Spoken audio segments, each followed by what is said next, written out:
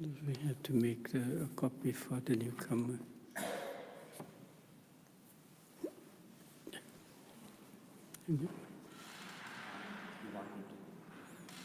We have time.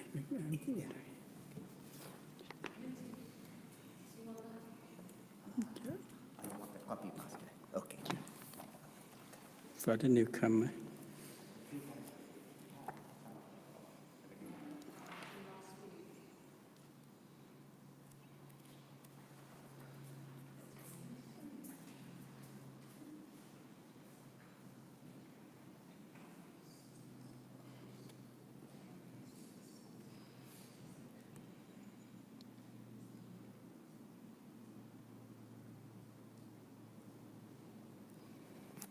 We would to read some beautiful message.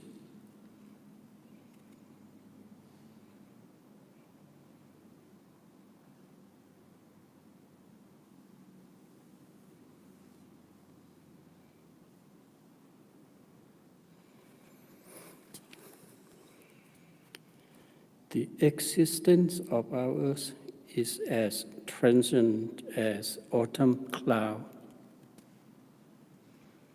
To watch the birth and death of being is like looking at the movement of a dance.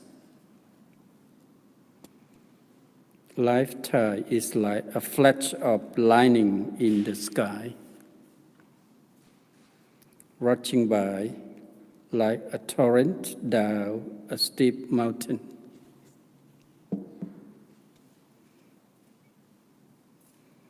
The realization of impermanence is paradoxically the only thing we can hold on to, perhaps our only lasting possession.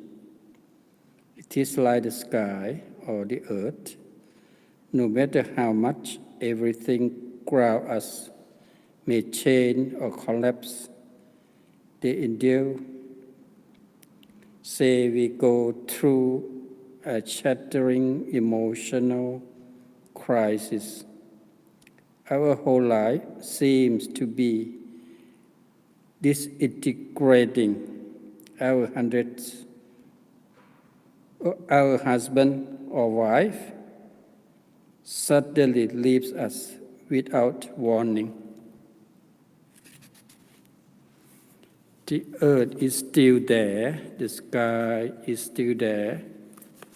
Of course, even the earth trembles now and again, just to remind us we cannot take anything for granted.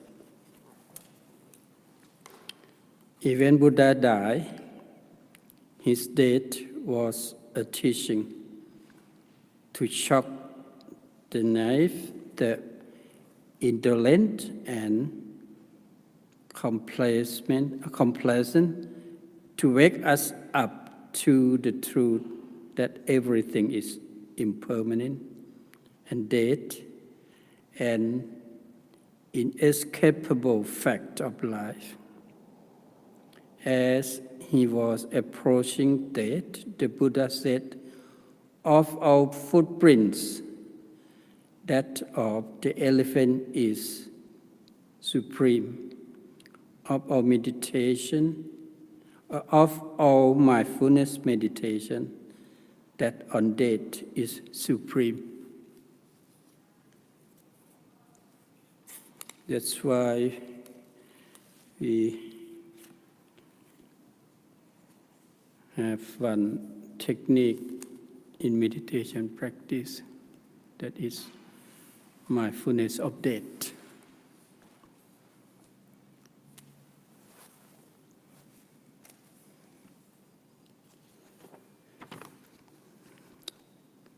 There is one song of Miralepa, the great poet Lama. We should consider to awaken in us the recognition of impermanence, the unavoidable death. When you are strong and healthy, you never think of sickness coming. But it descends with sudden force, like a stroke of lightning. When involved in worldly things, you never think of death's approach. Quick it comes like thunder, crashing round your head.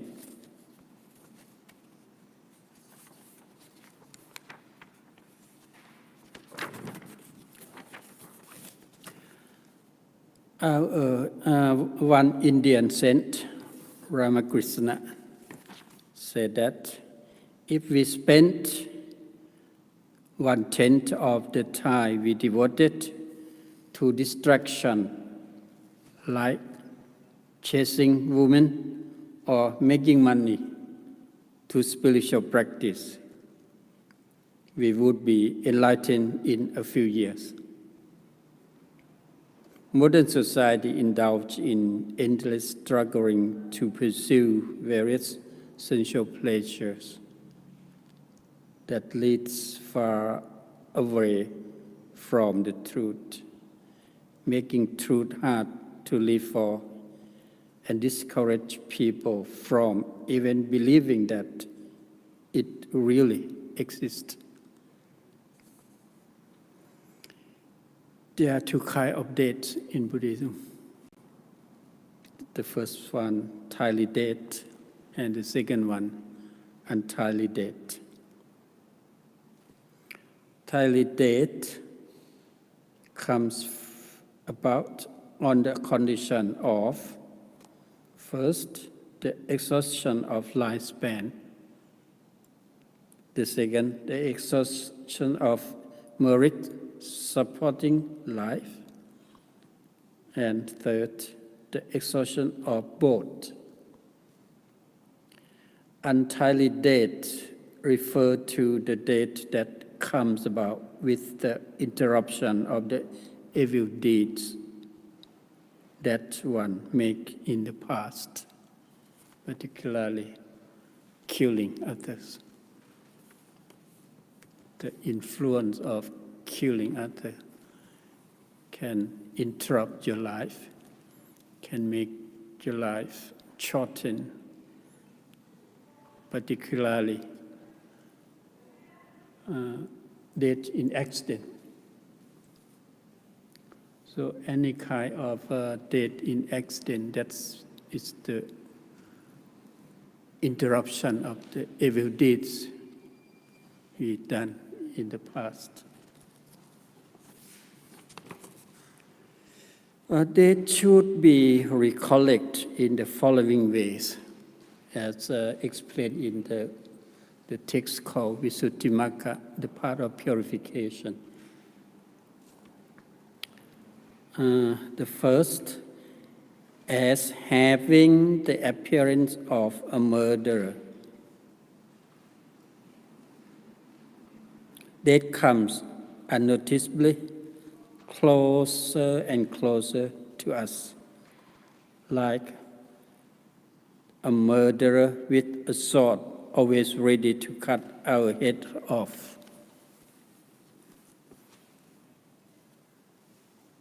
Second, as the ruin of success, our health ends in sickness, our youth ends in aging, our life ends in death, our worldly existence is procured by birth, haunted by aging, surprised by sickness, and struck down by death. The third, by comparing oneself to others, comparing with those of great fame, of great merit, of great strength, of great supernatural power, of great knowledge, even with Pacceka Buddha. You know Pacceka Buddha? Private Buddha, Pacceka Buddha. He cannot establish Buddhism, Pacceka Buddha. The enlightenment is for his personal benefit only. He cannot teach others to become enlightened like him. That's Pacceka Buddha. The big difference between Samma Sambuddha or fully enlightened one and Pacceka Buddha is that Pacceka Buddha can happen in the world at the same time for a large amount of number, 1,000, 100 live together, but they cannot establish Buddhism. Pacceka Buddha, Samma Sambuddha, the fully enlightened one, only the fully enlightened one can establish Buddhism, can organize the order of his disciple. Although they are greatly famous, yet death inevitably caught up with them at length. So how shall it not at length overtake me? So when you compare yourself with the great person, the great king, the great warrior, something like that, we found that even such great people come to an end with death. So, how about yourself? That's why we cannot escape it. Therefore, as to the sharing of the body with many, this body not belong to just you yourself, but belong to 80 families of worms in your body. In the Buddhist scripture, 80 families of worms in your body. Feeding independence on inner skin, flesh, sinew, bones, the marrow, etc. They are born, grow old and die, evacuate and make for the body is their maternity home, their hospital, their training ground, their private and urinal. Unbelievable. You think it belongs to you, but actually belong to any, what do you call, virus or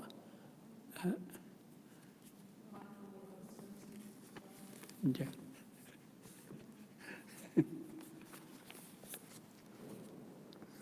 And the number 6, as to the failure of life, this life is important and frail, for the life of being is bound up with breathing, posture, cold and heat, the 4 primary elements, and the nutriment. Life can exist only when the in-breath and out-breath occur evenly. The 4 posture and the 4 primary elements occur evenly, and so on. So, human life is very frail. If you breathe in, no breathe out, how long can you exist? Breathe in, no breathe out. How long? 10 minutes? Breathe in, no breathe out. How long can you exist? Or breathe out, no breathe in. So it's very frailty. Frakai. Fakrai is frakai. As silence, death is unpredictable, since there is no sign for telling when, where, and how death comes to us. We never know how long we will stay alive, and when and where this body will be laid down. We don't know.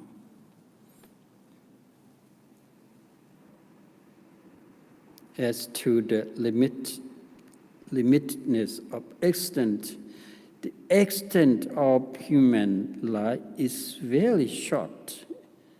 Very few of those who can live a long life, 100 years, more or less, can be found.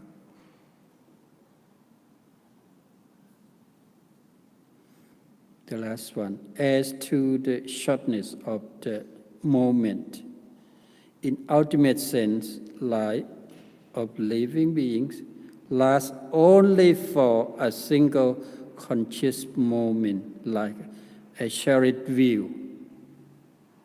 When rolls only on one point of its time, or when it is at rest only on one point.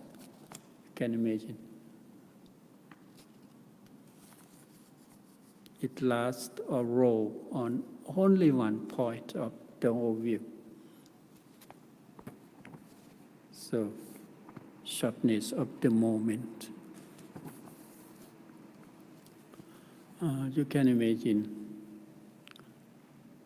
just 10 minutes, it has gone, but your real life exists here. This minute, this second, when this minute passes, your life has gone. Only this present moment, not next minute, only this present minute. That is the real life. So meditation is the technique to train your mind to live fully with present moment. If you can train your mind to fully awaken with this present moment that is real life, you can experience the inner peace. But you can live fully, you need to train your mind to let go the past or let go the future. But it's not easy. Realizing great benefit of death recollection, some meditation must try to wake us up to the fragility of life with even harsher image, reflecting ourselves as a condemned prisoner taking our last walk from ourselves, a flesh struggling in the net, or fish struggling in the net, an animal lining up for its end in slaughterhouse.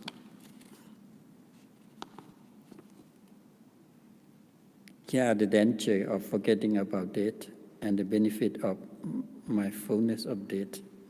It can be examined in comparison as follows.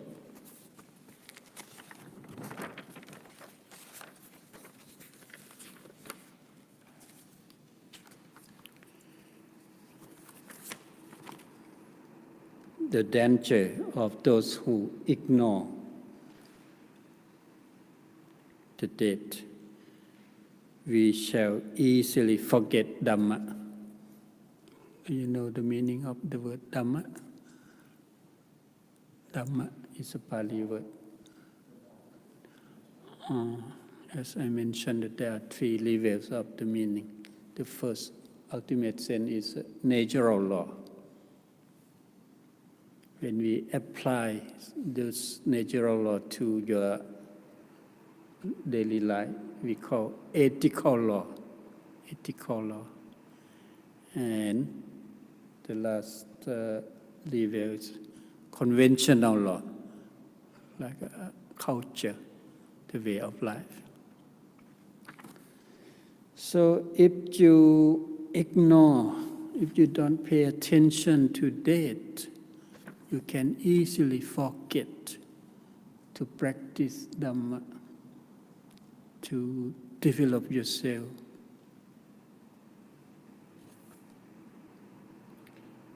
So if any always recollect of think about death coming closer and closer, we engage in Dhamma practice sincerely and energetically, because we don't know how long we have time left in our lives. The second one, the danger of forgetting death. Even if we do not forget Dhamma, we shall not be likely to put it into practice. Someone just read about the book of spiritual knowledge, but they don't put into practice in their daily life. They just know about this is the right thing to do, this is the wrong thing not to be done. Just know it, but they don't put it into practice in daily life. If any person always think about that, our Dhamma practice becomes very powerful and very pure. The third one, even if we do not forget Dhamma and put into practice, but our practice will not be pure. In what way? Not pure in what way? Someone practice Dhamma for the sake of something in this present life. For example, if you practice Dhamma in the office, you just for promotion, to be promotion, to have a high rank, to want to get more money or something, that's not pure. The real purpose of Dhamma practice is what? For example, you practice meditation. The real purpose to gain some material thing, to be praised from the community, from other people. Yeah. If you practice Dhamma purely, your main aim is to purify your heart, to develop your good heart, not for material thing, not for the praise from others, not for being the superstar, superhero or something.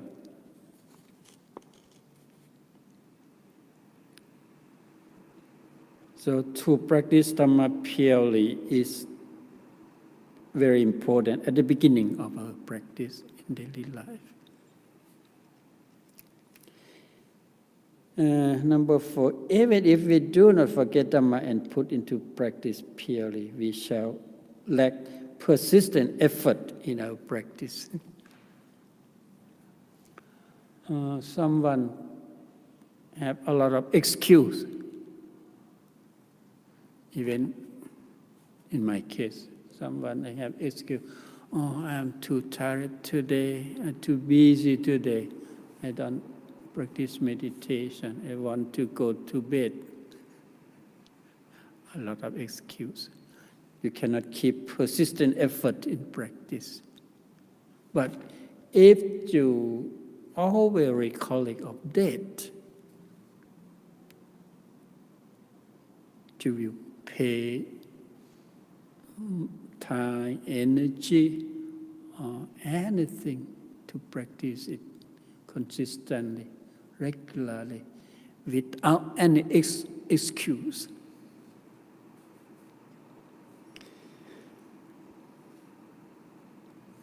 If you forget that, you shall continue to perform non-virtuous action or evil action rather easily. But for those who recognize this death coming closer and closer, they keep in mind the final goal, final goal in practice Dhamma, that is liberation, enlightenment.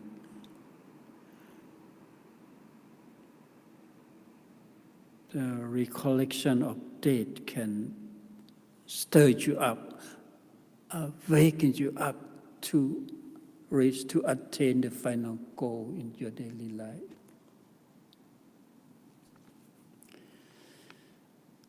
We heard the last one. If you forget death, we will die full of great regret.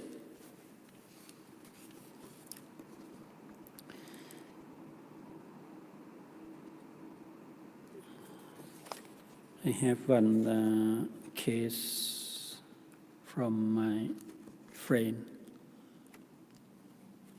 She's a lecturer in university like me, but she don't pay attention to religious practice or spiritual knowledge. She don't believe in the law of karma. One day she go to visit her friend in hospital. One doctor warned her that from your appearance, from your outlook of your body, it seems to me that you have one kind of sickness. So you should have checked your body. Finally, she have body check, and he found that she have a cancer, some terminal stage.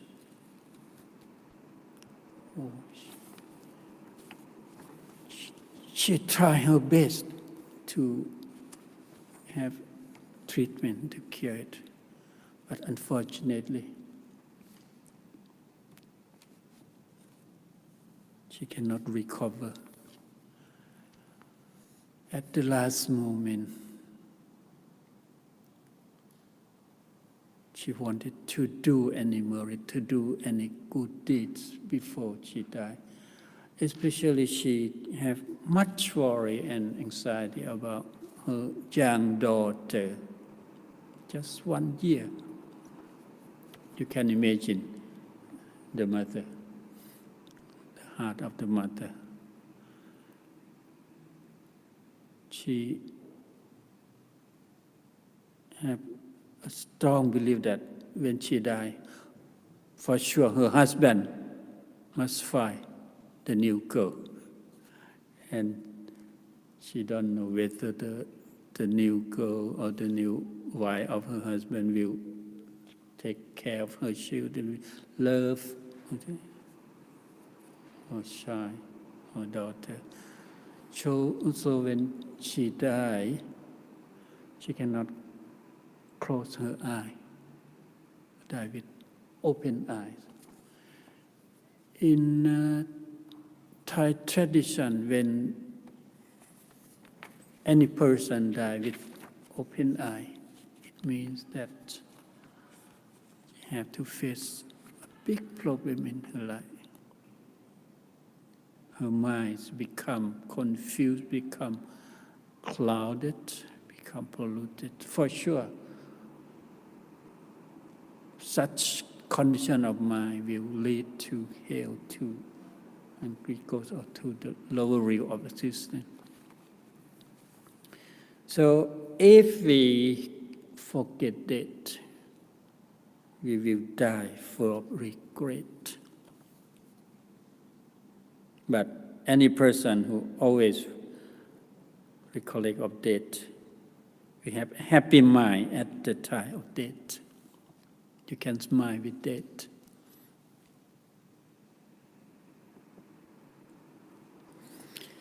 Death will come regardless of whether or not we have made the time to practice Dhamma.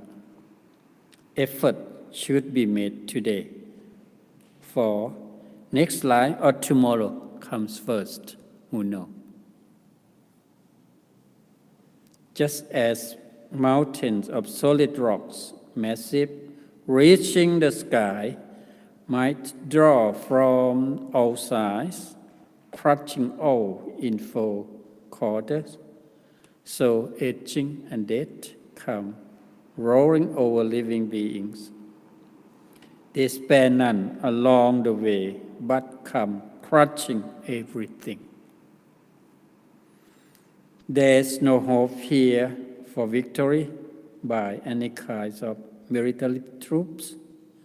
One can't defeat them by subterfuge or buy them off by means of wealth. When one conducts oneself by Dhamma with body, speech, and mind, they praise one here in this present life, and after death, one rejoices in heaven. So to prepare yourself for the hereafter, for the next life, death should regard it as an important exercise to recollect it every day. That's yeah.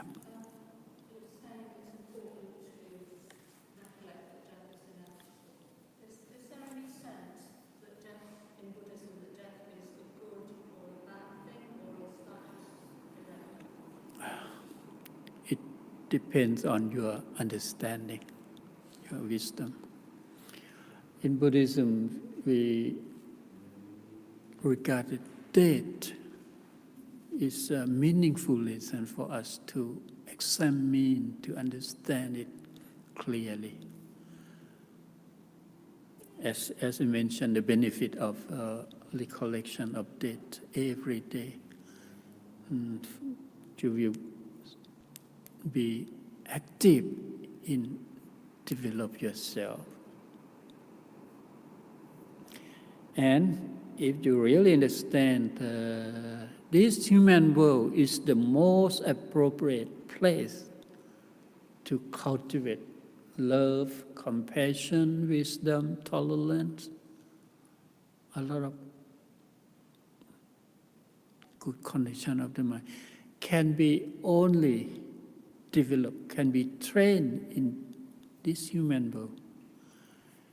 We have no chance to develop our potential, our wisdom, our knowledge in other realm of existence.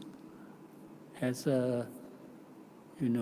according to Buddhist cosmology, there are 31 planes, 31 realm of existence, but only human being. So death is an opportunity to be reborn as a human, if you're not a human. So that would be good. Yeah. May or may not. But if you were born, even in heaven, you just only enjoy your fortunate life. When the what do you call the exhaustion of the merit,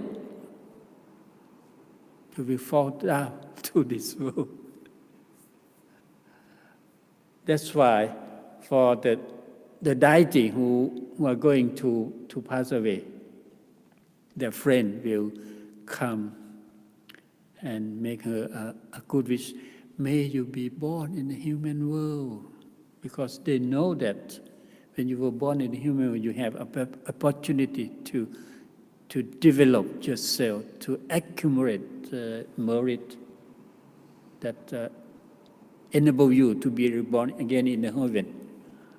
So this human world is sort of like the university, university of truth. But human life is very short, and death is silence. We don't know when or where it will come to you.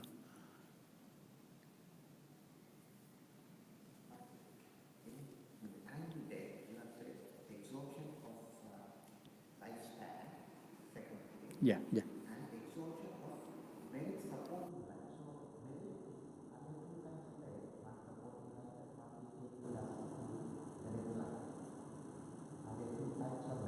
No, we cannot say in that way.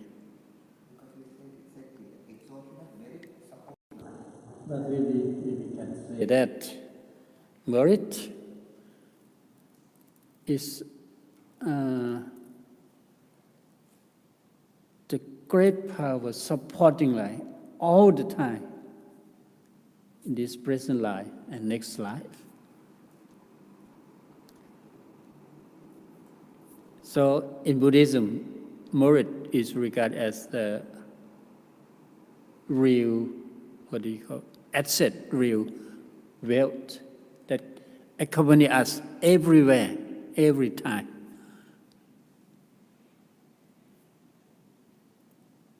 So when you run out of merit, then you're back on capital and you die early.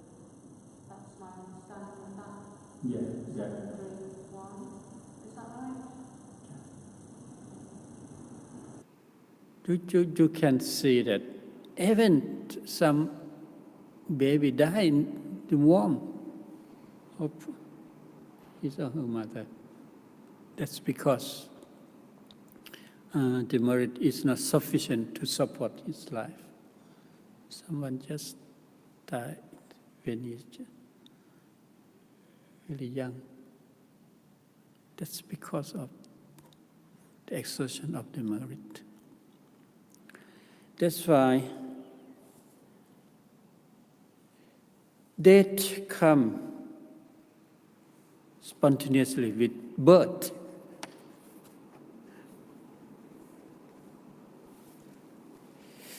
Anyway, to understand, to recognize the death does not make you feel discouraged.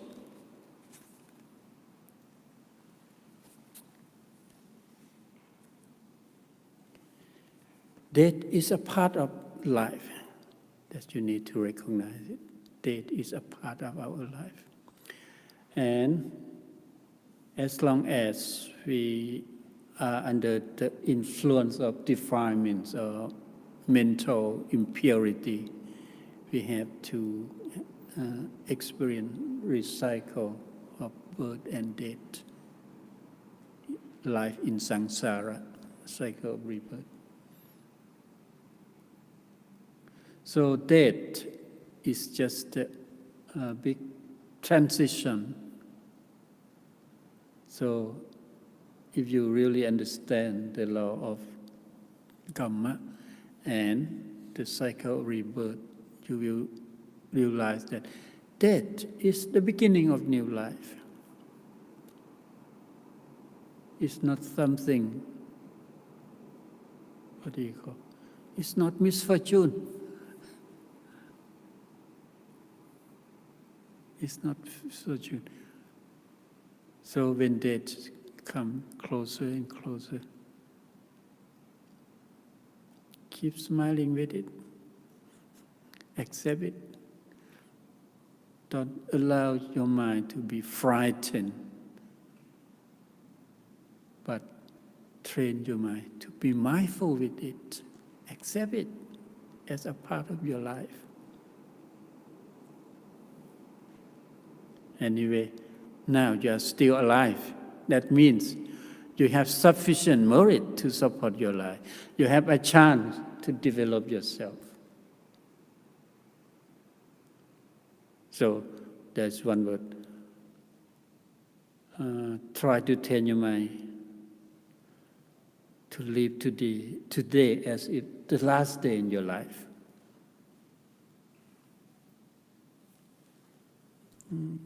I found that many people pass away during their sleep at night. A lot of Thai people pass away while they are sleeping, enjoy sleeping, but they do not wake up in the next day, tomorrow. No, we don't know tomorrow or next life come first. That's why it's a very meaningful lesson for all of us to recollect of death every day. In chanting, we chant, evening chanting. We are of the nature of aging, we are of the nature of death.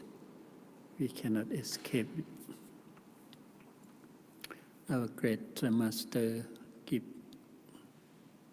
his student, his follower, three simple philosophy of life. The first one, immediately you wake up in the morning, remind yourself, oh, you are fortunate to live one more day. Then open your heart to touch the feeling, the need of all human beings by spreading loving kindness and compassion. May all living beings in the world be happy, healthy, free from any harm, free from any danger. And then the last one, remind yourself, for sure you will die one day. So to train your mind to let go rather easily, recognize the natural law of impermanence. Death is one kind of impermanence.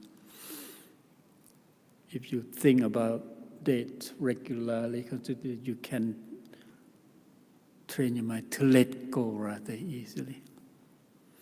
We come to this world alone and you live alone. No one accompany you.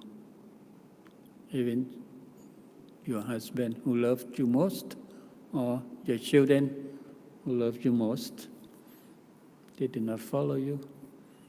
We come to this world alone and we leave this world alone. By thinking in this way every day, every night, you can let go rather easily. You can overcome feeling of worry, frustrate rather easily. I have one more teaching about doctrine of not self. Yeah.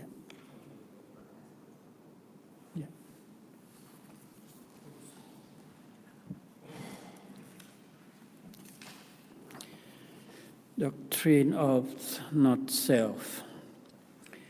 Three common characteristics of existence. The first one, anicca, impermanence. The second, dukkha,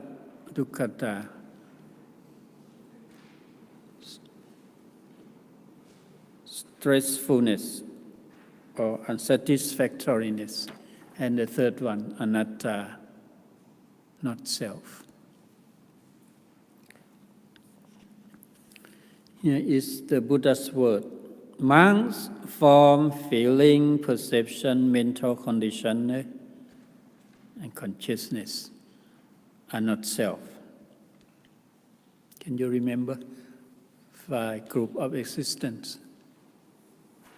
5 aggregates: form, feeling, perception, mental formation or mental conditions, and consciousness. Our life consists of 5 groups. Are not self. If form, feeling, perception, mental condition and consciousness were the self, they would not be subject to affliction. They would conform to the desires that may my form, feeling, perception, mental condition, and consciousness be this way. May they not change from this. For example, may your hair don't turn to be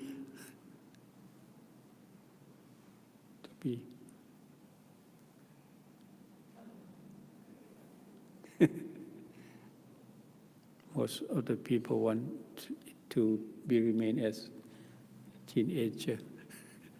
May your face Don't fill with what we call bringo.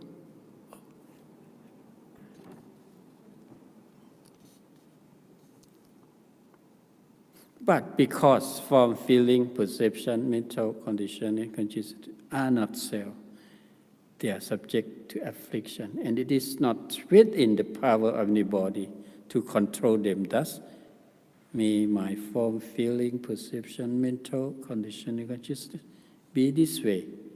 May they become otherwise. No one can make a wish like this. Monks, how do you conceive this? Is form permanent or impermanent? It is impermanent, Lord. Is what impermanent pleasant or stressful? It is stressful, Lord. And of that which is impermanent and stressful, is it proper to conceive it as being my, me, myself? No, it is not proper, Lord. Therefore, monks, for that reason, form, feeling, perception, mental condition, and consciousness, in any condition, be they of the past, the future, or the present, internal or external, cause or fire, inferior or superior, far or near, should all be seen with clear comprehension as they are. Thus, this is not me. I am not. That is not myself. I am not that. Yes, I am not. I am not that. That is not myself. To understand the concept of not self, it can train your mind to let go.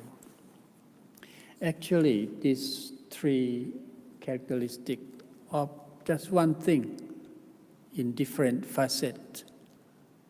When you look at one thing, for example, our body is impermanent, change from childhood to adults, from adult to old age, and finally to death. Impermanent, change from moment to moment all the time. Impermanent normally leads to some kind of conflict.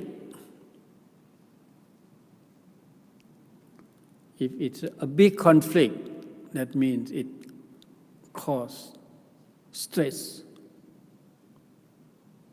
unsatisfactoriness, suffering, pain. That means it's not under the control of any person. Anatta. We cannot control it. We cannot make it to be in the way you want it to be. It's out of your control, anatta. If you realize this, human life exists as the flowing stream. If you try to resist the flowing stream, what happens? When you are getting old, you don't want to be old. You try your best, want to have a surgery. Try to find some extraordinary, medicine or supplementary diet or something to keep you strong or younger. You try to resist the natural law of change, impermanence. What happened? For sure, you have to face some kind of conflict, stress. My friend encouraged me to, to color my hair back. But I told him that, someone spent a lot of money to dye into the fashion, according to the fashion. How about in UK? To People spend a lot of money to bleach their hair. yeah, to color in different color. Yeah, to dye. I said, oh, nature change or dyed my hair. Enjoy it, accept it. Don't try to resist the nature of law. That's why for those who recognize the three characteristics of existence can have great benefit. In what way? By realizing the impermanence of conditioned things, it gives us hope that change for progress or for decline depends on cause and condition. If we want to find progress, we must heedfully avoid or remove the cause of decline, and then struggle hard to create the condition conducive to progress and prosperity. Thus, the doctrine of impermanence provides us an opportunity to develop self-responsibility for success in the way we want. So, change for better or change for the worse is up to your intention. You have a freedom of choice. You have self-responsibility.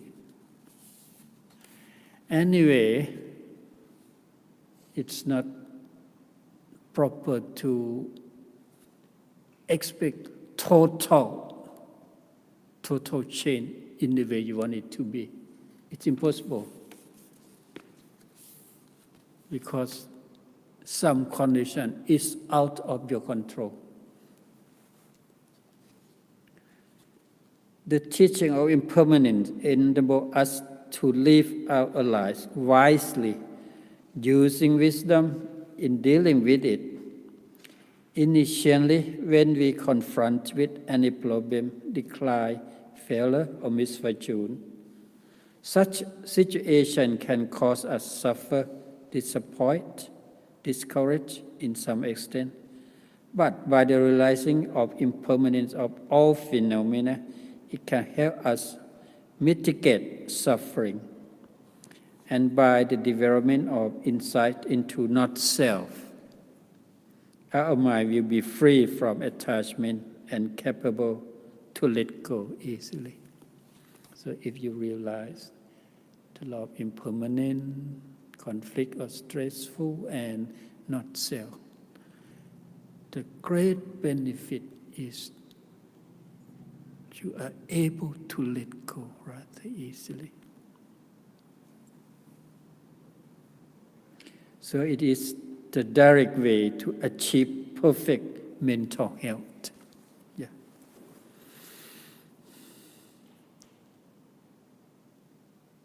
Frankly speaking, are you worried about your future life?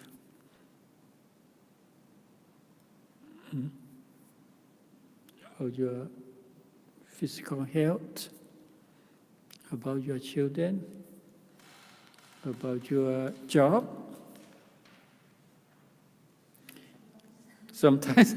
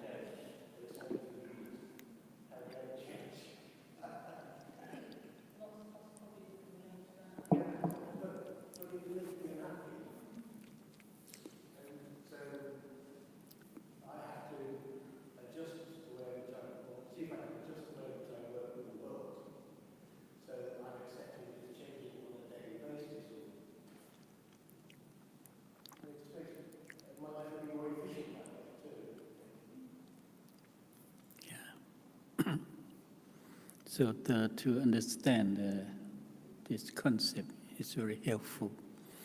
If you really understand, we live with change all the time. So don't make much expectation. Anyway, what you will be in the future mainly depends on what you are doing here and now. So today, what you are doing today will determine what will happen to you in the future. That's why do your best now for the better life tomorrow. This is a slogan. That's why you need to train your mind to live fully, to have full responsibility with what to be done here and now. This is the best policy, I think.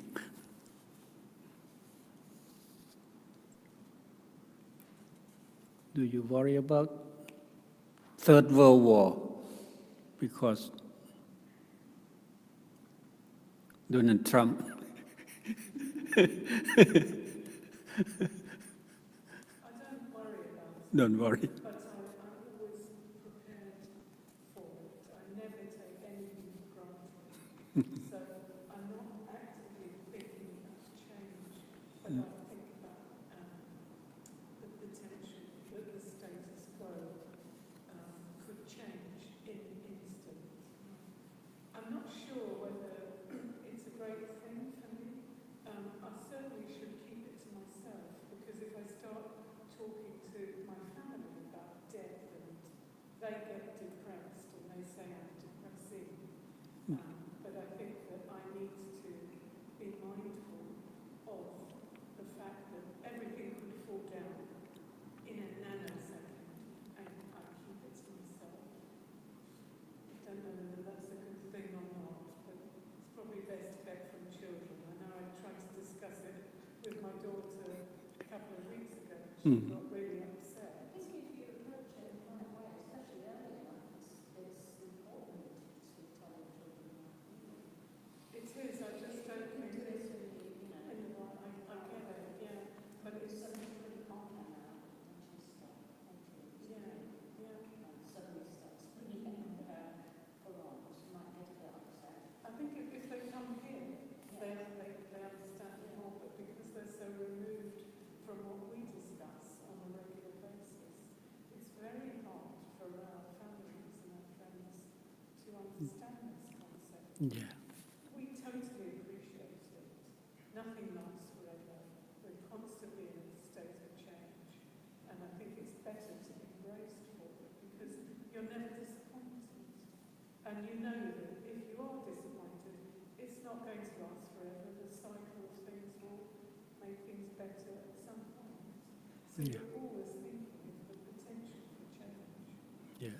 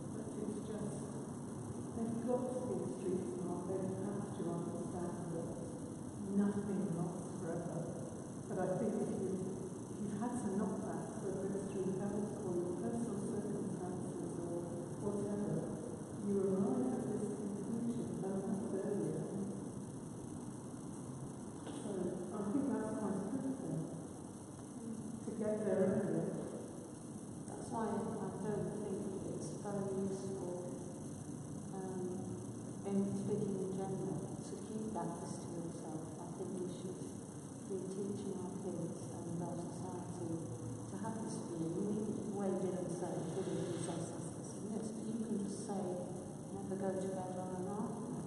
You know, I mean, that's the same thing, isn't it? Because you don't know what's going to happen. You know, and you say goodbye to someone, make sure that you say it nice, you know, that you're at peace with them, because you might not see them again. It comes to that now to be able to enjoy the life, enjoy the life. It's pretty, it's virtual.